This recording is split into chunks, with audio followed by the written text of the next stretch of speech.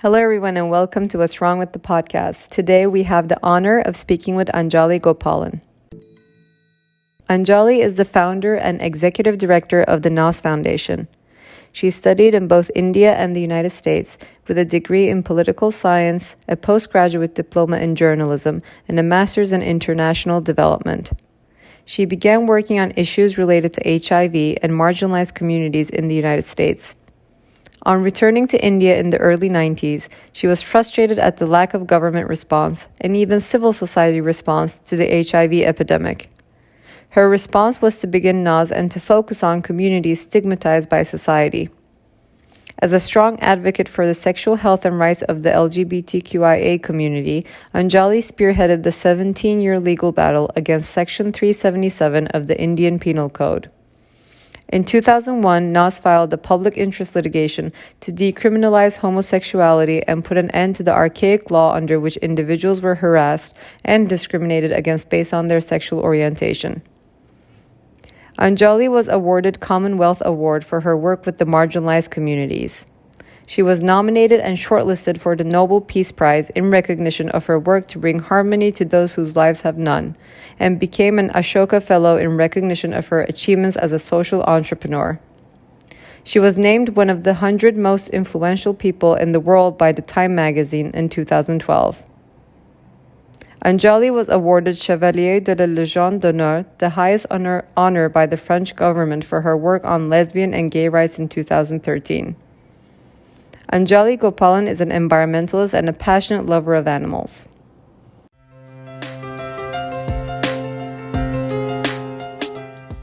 Hello, everyone. Welcome to our podcast. Today, we have the great pleasure of speaking with Anjali Gopalan. She is the founder and executive director of Naz Foundation. Anjali, welcome. Thank you so much. It's wonderful to be here.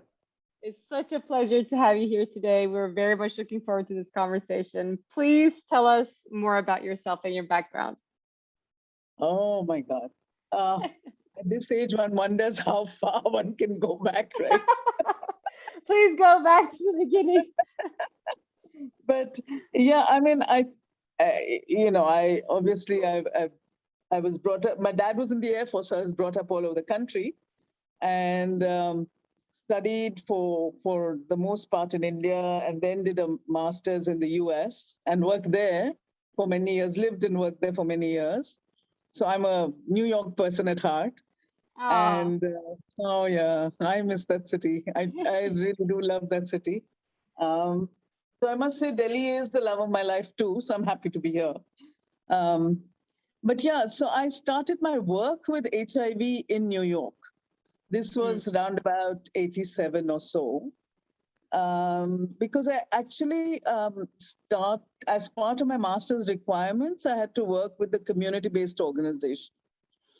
And the organization that I worked with, Camber in Brooklyn, was providing services to undocumented migrant labor from Haiti and Latin America.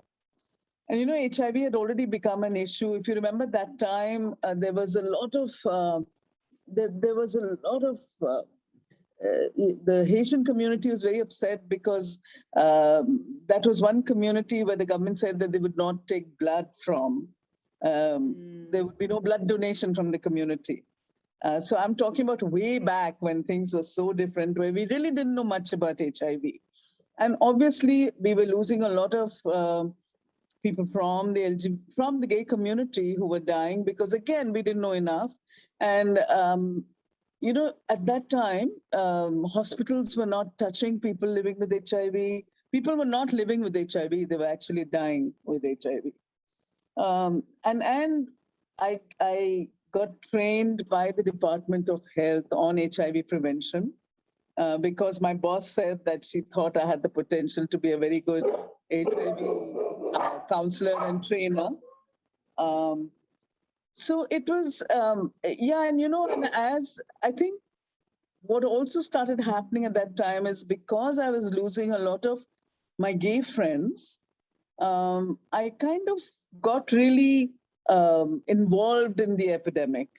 And it happened because there was this person from, I think he's from Antigua, of Indian descent. And his parents, oh, just one second. No worries. Yeah, so just going back to this friend of mine, I think one day he landed up at my doorstep because his family had thrown him out of the house because they'd found out he was HIV positive, but they'd also found out he was gay. So that's how I think I kind of, and at that time we just didn't know enough. We just didn't know enough. I remember we used to get, in one of the trainings, being told about, we were talking about condom, being trained on condom use, and we were told, oh, we must tell people to use 2 condoms. And then a couple of months later, we get called in again and say, no, that creates a lot of slippage. 1 is good enough. So, we were really battling with understanding what is happening with the epidemic. And I think with this friend of mine being thrown out of his house and the way that he was, it kind of made me, and I know that HIV does this to you. It makes you look at, it slaps you in the face every day, makes you look at who you are, what kind of, how are you thinking, what is your culture. It makes you question everything. Because I think what this infection does is it has such a moral undertone to it. Because I'm still amazed. A few months ago, I met this doctor who asked me, why are you wasting your time with these people? So I was like, what do you mean? He said, oh, they deserve to die. You guys are just wasting. What's the big point? They're getting infected. They're doing something and getting infected. And they're doing something wrong and getting infected. So what's the point? So, that underlying moral connotation of the epidemic of this disease is tremendous. And that's an ongoing battle, unfortunately, but that's the way it is, right? But that's what also doesn't loosen its grip over you, because you realize that this makes you really want to change the way people think about issues. Because if you can make them change this, you can bring about change at so many other levels. And especially in a culture like ours, which is so stratified on class and caste lines, this makes it even that much more clear. It really makes you want to do something about it. So, and therefore, I think once you start working with HIV, you really don't, or you're never able to give it up. It kind of gets this hold over you, because then it starts making you question the whole issue of rights, to understand respect, to understand how do people in your culture, how are they looking at caste, for example? How are they looking at the inequalities that exist in society? Do we want to do anything about it? Do we want to change things around? Can we change things around, right? I think HIV makes you look at this constantly. So I mean, when I came back to India, this was at the end of '94, obviously I could continue with the work that I was doing at that time, and there's hardly anything happening around HIV, but nothing happening around the gay community. There was just one other organization, which was in Bombay, nothing anywhere else. And my gay friends in Delhi said, why aren't you doing something with the community? And I said, yes, this is something I can do, because this is what I've been trained to do, right? Unfortunately, I mean, not unfortunately, but interestingly, clearly I was trained in many ways with a very Western framework, right? So I mean, I was so sure that you were either straight or gay or bi. This whole thing of gender fluidity and all of this that we talk about today didn't exist. There was no language for it. And I still remember figuring out when I first started working with the community that many of the men who were sleeping with other men were married to women and had no intentions of ever not being married to women. Because very interesting, when you talk to people here and you ask them, why do you want to get married? The reasons are, oh, the family name has to continue. Who will look after my parents? Who will look after me in my old age? There's no question of love and care and all of that, right? It's very practical, the reasons why we get married. And obviously, society is structured around that. So everything, there is no space in our culture for single people, for example. Yes, there isn't any, you know. It's incredible. There's nothing. Everything is around married couples. So one is there's no space for single people, but also in our society, I mean, as an Indian, I guess I can say it. Many people who feel it may not be able to say it, but I can say it, is that we're very good at living one life for society and one life for ourselves. We've all mastered that art, right? Because there is so much pressure to be a certain way. So we make all those compromises. For example, I do a lot of counseling of families, usually of gay men, who are brought into me by their parents, who usually after a few hours of intense conversation, 9.5 out of 10 times would tell me, okay, that's fine. Let him do whatever he wants. Just tell him to get married, have a few kids, and what he does on his own time is his lookout. Who's going to question anything? So obviously it dovetails into how we're looking at marriage, at women's sexuality, right? So just as a woman, if you've got those kids and you're married, that's all that matters in life, right? Nothing else counts. Wow. So, and no one is thinking about that man also who is being forced into marrying and having to have a relationship with someone he doesn't want to be with. So the pressure on men also to get married is tremendous in our culture. It's not just the pressure on women. And added to that, the other thing that struck me very, very clearly is that there were no role models. It breaks my heart because it happens even today. I've had so many people would ask me, is there any medicine that you can give me to make me not feel this way? For me not to be attracted to another man or another woman, right? It's so heartbreaking, right? So then I said, okay, what we need to do is actually work towards community formation, to create spaces where people can meet each other, talk about these issues. And that's how Naz actually started, with a helpline, then a support group. And of course, very interesting, we had to have different support groups. So we had Hindi-speaking support groups for gay men. Then we had English-speaking support group. Then we had a support group for English-speaking married gay men. Then, it was never ending. And on every day, we had a different set of people meeting. And it was hilarious. And over the years, that changed. It changed. Because I think what HIV also makes you do is it makes you understand how to be smart about your responses, right? How to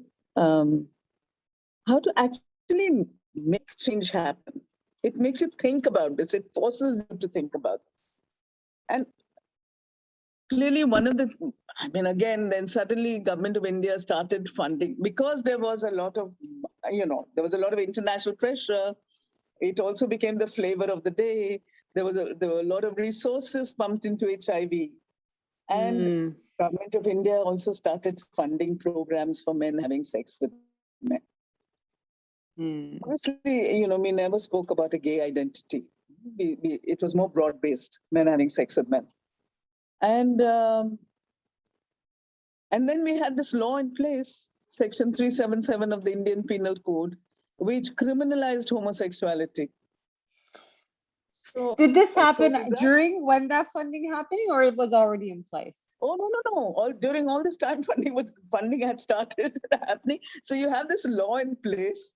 You have homosexuality, which is criminalized, and you have the government of India funding programs for having sex with men. But these things can only happen here, right? It's unbelievable. It's unbelievable how we think and how we function, or how we don't think, rather. And and it was another thing that then started happening was with the uh, we realized as we were doing our work through government funded programs also that the police would constantly we have the most corrupt police system in the world. The police force, the Indian police force, is one of the most corrupt. We're nowhere close to Latin America or the US. Our police take the cake. It's unbelievable how corrupt they are. So what they would do is they would use this Section 377 to harass gay men. So it's not like they were saying what they would suppose they got these two guys. They'd say, okay, we are calling your parents. Nothing scares us more than our parents coming onto the scene, because very often younger gay men were living at home. They were obviously not out to their parents. And then they would pay off the cops. If they were caught in any kind of activity, the cops would harass, try to get money out.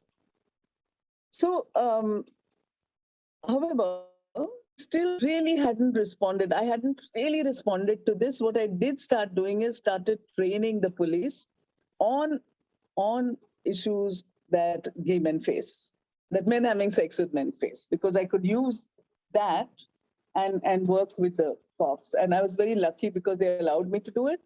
And I did it in a very informal manner. And we still continue to train the cops today on Section 377 and the changes that have happened and the various laws and intersex issues and those laws that have come in and the transgender law. So we talk about these. So it's become very different today than what it was earlier. But then at one point we were like, I wasn't really thinking about challenging the law because I hadn't thought about it till one day.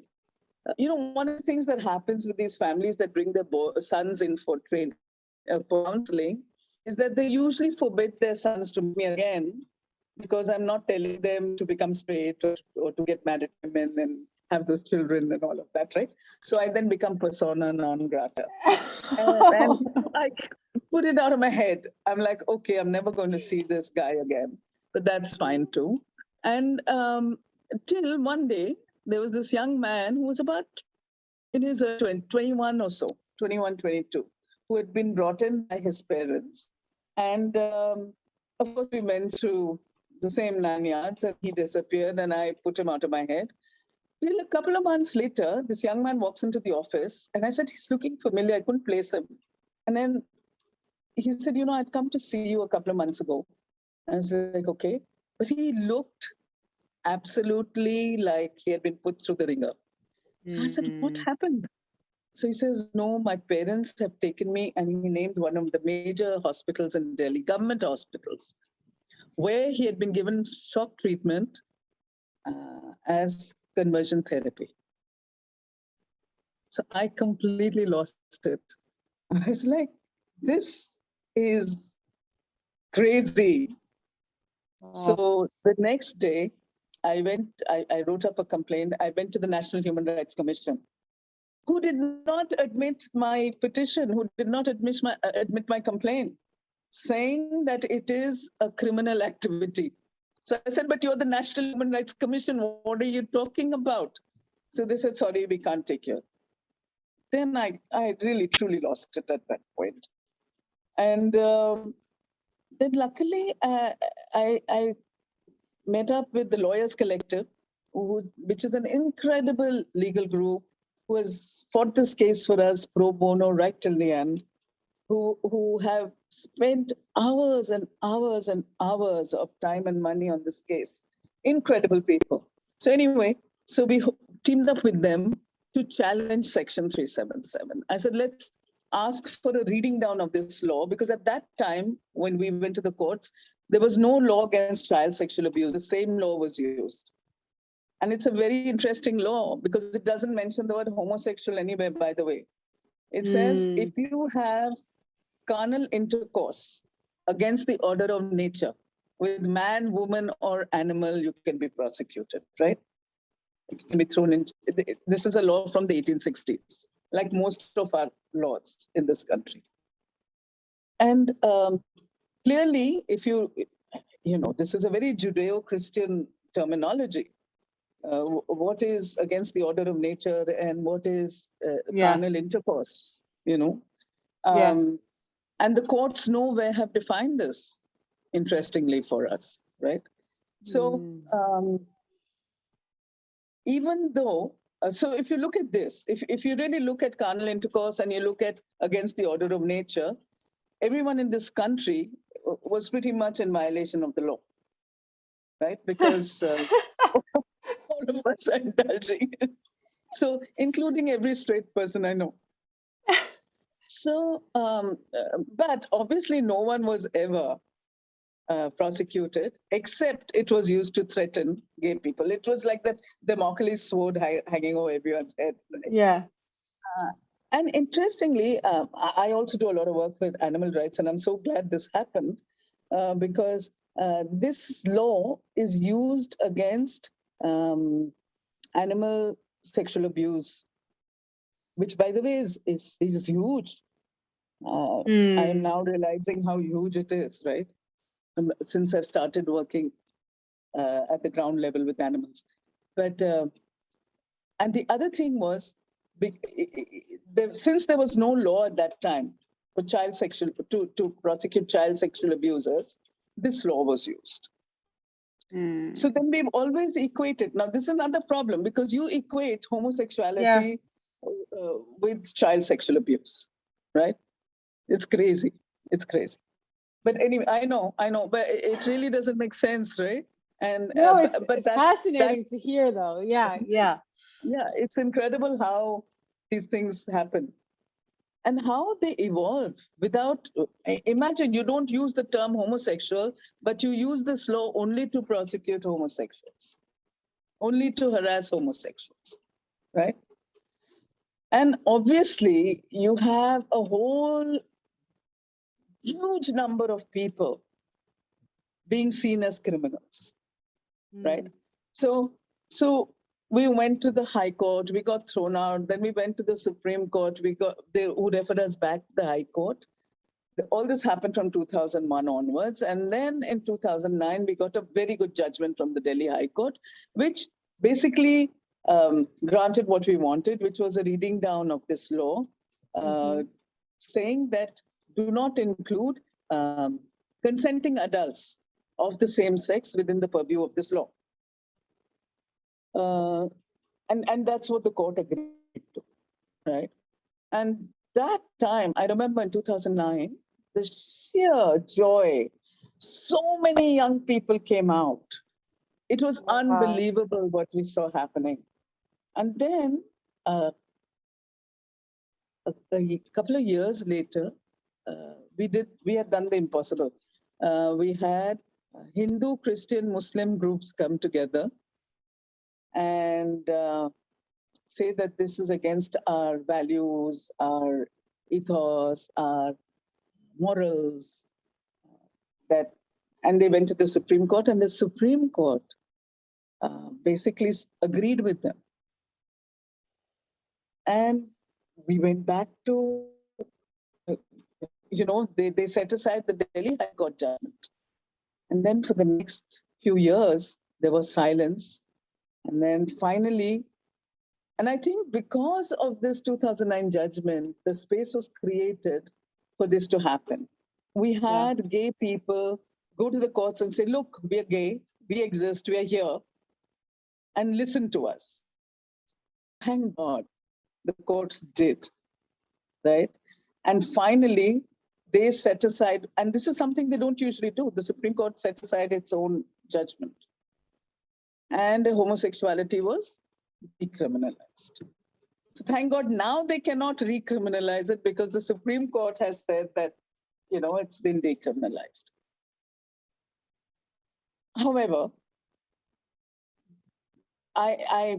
people are very excited and keep reminding them that, look, all that's happened is decriminalizing rights. Yeah.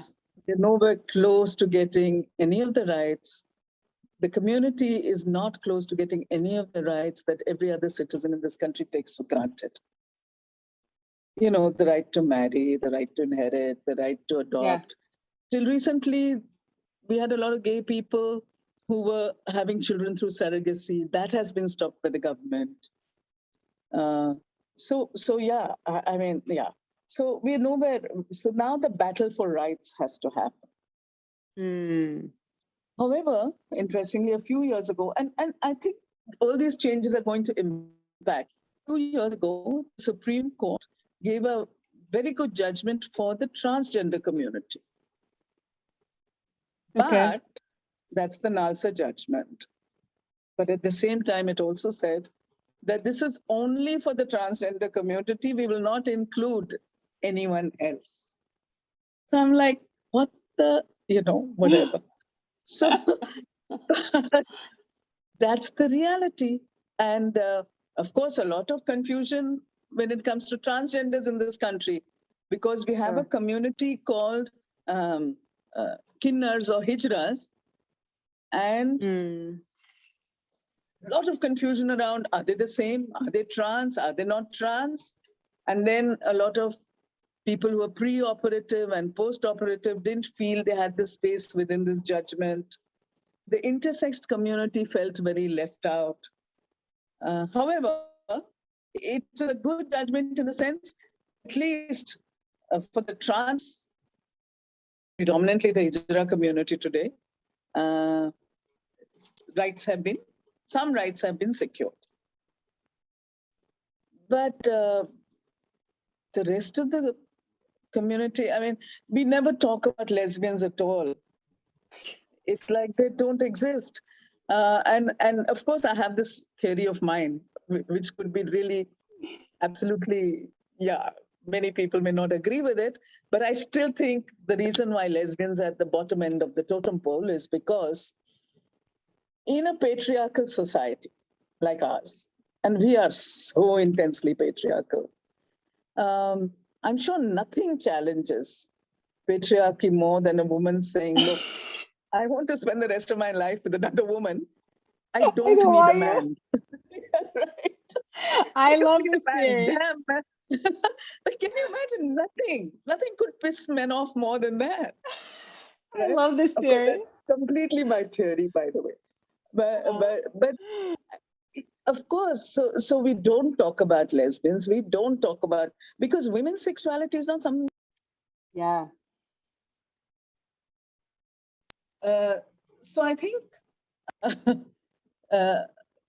the other thing that happened fairly recently, which has given us a lot of hope, is that there was a very good judgment from the Madras High Court. And I go back to judgments because that's our only protection, right? The Madras High, in the intersex community in our country, what happens is when a child is born intersexed, they usually start performing surgeries on the baby by the time it is 2 or 3. Oh my God. And the parents and the doctors decide what is more predominant, male or the female characteristics, and they go ahead and do these surgeries. And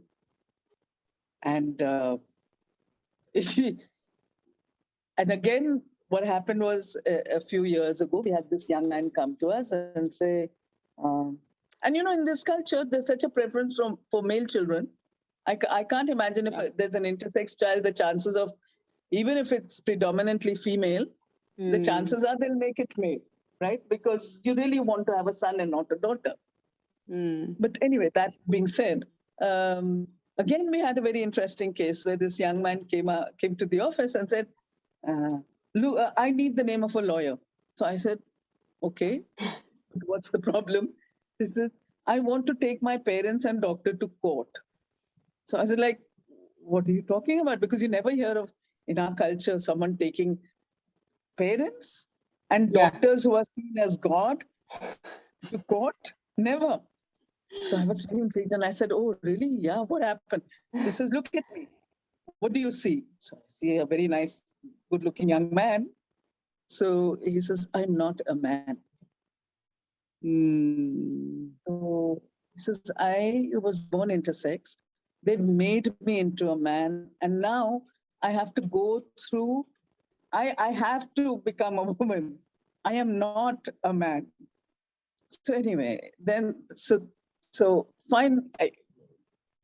There's another group called Srishti, which is doing incredible work with the queer community. And they were very instrumental in guiding the court on intersex issues. And we got this really fabulous judgment where the court said that you will not perform any surgery on an intersex child till they turn 18. If it is not a life-saving surgery. Right? So at least by then the child knows whether it's male or female and can negotiate a bit better with the, has the wherewithal to talk about these issues with adults around them. So changes are happening, but I don't think they're happening at the speed that they should happen. Because to me, we're sitting in the 21st century and we're still denying people the right to be who they are and the right to love who they want to. And really it's so layered too, what you're saying. Like it starts with the law, sure, but then it also, like you're saying, the society, parents' judgment. Like it's layer on top of layer. Like even if you decriminalize, like progress doesn't mean problem solved, right? Like even if you decriminalize, that doesn't mean rights. Even if you give rights, that doesn't mean it's perceived well by the society. Yeah, they're like, okay, you have rights, but you still get married. You know, like that doesn't. So it's so deep. It's very deep and very layered. And you know what's really bizarre is Switzerland just recently okayed marriage. So this is should be one of the most progressive Western nations. So it's not like there's this uniform change that is happening. And then you look at so many other countries where I was just speaking to someone who got out of Afghanistan, and he says, they're hunting down. These are his words. They're hunting down gay people and killing them. And it makes the hair on your hands stand, because it's like, geez, when is it going to end? When is it going to end? And to me, what is it going to take for us as a species to realize how important it is for our survival to change, I don't know. It's a hard one. So, I mean, the battle has to continue. The battle continues. And, it's not just that. It's even people living with HIV today still so often have to hide their status, right? They can't talk openly about it. I don't know what's going to bring about change. I'm not sure anymore. Every day, where at least in our country, anywhere you put your hand into, it's like a hornet's nest. You don't know where to begin. Whether it's human beings or animals, it's the same situation. Look at the Islamophobia that exists in the world today. I'm not just talking about us, but I'm talking about everywhere you turn your head. It's there. It's just the whole situation has become so ugly that one wonders. And then I said, okay, now I'm in my 60s, so hopefully I won't be around that much longer, because it's really becoming, I don't know, I'm not. What I mean is, you just feel at times, is there no end to this? What is going to make us learn? I don't know. Look at climate change. And problems, exactly. There's like problems that change face, but the big problem then, it's a great example how you lived in like New York City and kind of see like now being this place that you can be anybody you want, but New York City is not US either, right? Like, so we're in our own bubble. And then like, if you go to a different state, there's totally different judgment or treatment that you might face from the society, even if it's not legally. And I'm Turkish American, so in Turkey, you can also see these like huge problems that exist. And you're talking about Afghanistan and things happening in India. So I think, well, first, like I can say it takes many, many people like you to really like make change, which I don't think we can. And but with your attitude and consistency and like pushing, because it's like a flag race, like what you've done, the work you've done, you're making progress. And in some areas, maybe you hit a wall, but that push in itself allows somebody else to maybe make progress in that. So that like recognizing that and being part of that like flag race too together, we don't have to go the full mile, all of us, but we need to be able to like progress on. I think recognizing that is so important. And I think it's a good way to like ask you, I guess, as somebody who has been pushing through this and many subjects within too. I think when we're talking about LGBTQ plus rights, like it's so many layers, so many factors to it.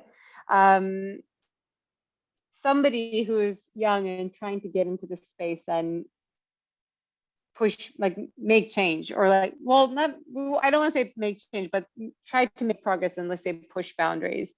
What would be your advice to them? And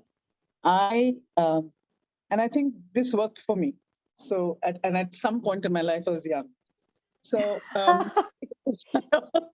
younger, but younger.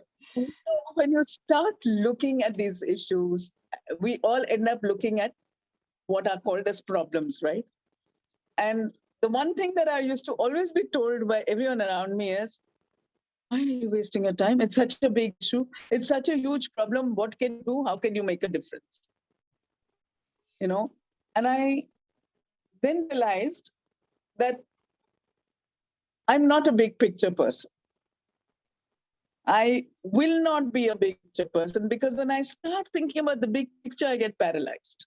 And maybe I use that as an excuse not to do anything. So I worked this out for myself, by the way. And then I was like, okay, maybe I can't. I remember when we started the home for children living with HIV who are orphaned and are double orphans, right? And have no community support. Those are the kind of kids we opened the home for. Everyone told me, oh my God, there are millions of children in this country. Look at the mess they're in. I'm like, okay, yes, I can help the millions. But can I help these 30 or 40 or 50? And my help is not just those children. They're still, my eldest one is now 27. And he's still very much a part of my life and my home. So I'm saying, look, maybe we can't help everybody, but can we touch one life? Can we change one life? If we can do that, I think we've accomplished a lot. So can we look at, of course, by changing the law, we work at a more holistic manner. But that doesn't mean we sit back on it, because changing attitudes is so much more difficult. But I think please don't let the big picture hold you back. Because when the problem is so huge, it's so easy to feel hopeless. Yeah. But Just think of that one individual. I don't care, that one child, that one woman, that one man, that one dog, that one horse, anything, anyone you want to help. Please, just do that. And that's where change starts. And that's where you actually come into your own. You realize that's something you can do. All of us have it in us to do it, right? And we should not let this big problem hold us back. I love that so much. One is greater than zero. And when you touch that one, all the people that come into that one person's life, they're also like, it has a ripple effect, and we kind of we cannot forget that. I think we're very it is very easy. You're so right. It is very easy to be paralyzed by the big terminologies and these like big problems, like, you know, and you're like, well, I'm just like one person, what can I do? But I think also like last year, I'm seeing more too, and you know, Black Lives Matter has been a conversation for a long time, but I think with everything going on last year, it became more amplified. I started to hear more conversations, even in New York, around importance of allyship and importance of not remaining silent.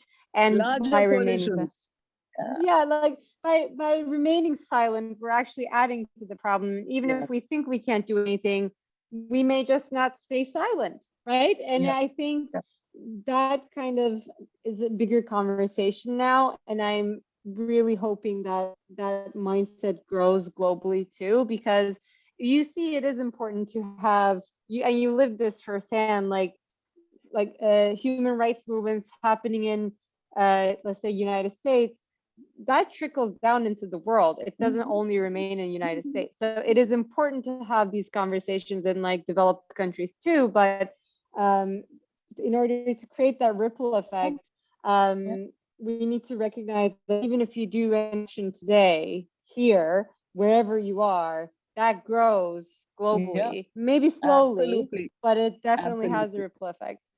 But can I just add one point here, because I feel so strongly about it. We have to stop seeing rights as just human rights. You know, it cannot be one versus the other. We have to stop being specious. We have to. I love that. Yes. Yeah, right. My own understanding of rights has evolved to include other species now, because it's also, look at that one health world we're living in. If nothing else, Corona should make us realize that we can't afford not to understand the world in a way where the environment, human beings, animals are all connected. I mean, look what Corona, it's brought us to our knees across the world. Yeah. We've got to remember this. Yeah. I mean, I feel so honored to meet you, I have to say, and I love your story and everything that you said that you've like worked on and continue to work on. I feel like I can listen to your stories all day, which is a problem because we only have 1 hour today. But I quickly want to ask anything that you know, Naz Foundation, yourself working on today, that you're also like trying to echo further or gather more support around, anything you want to share here that we can also amplify for you. Yeah, I mean, one of the things is this battle for rights. That's a whole area of work that I really want to spend more time on. And the other is a more micro thing where we used to have a drop-in center at one time. So I'm reopening a community center for the LGBTQIA community.